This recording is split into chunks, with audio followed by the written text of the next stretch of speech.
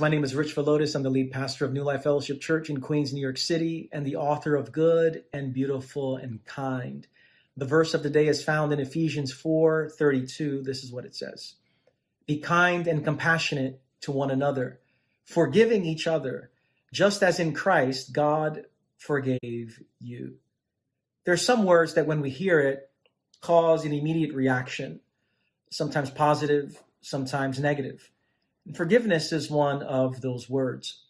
Paul says that we are called to be kind and compassionate to one another, to forgive each other just as God in Christ did to us. And here's some things that we have to note about forgiveness. First of all, forgiveness doesn't mean forgetting what someone has done. Forgiveness doesn't mean that there are no consequences to what others have done.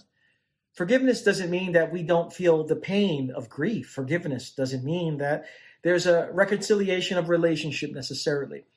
Forgiveness doesn't mean that things will always be like they once were before.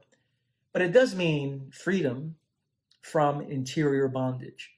You see, holding unforgiveness, as someone has said, is like drinking poison and waiting for the other person to die.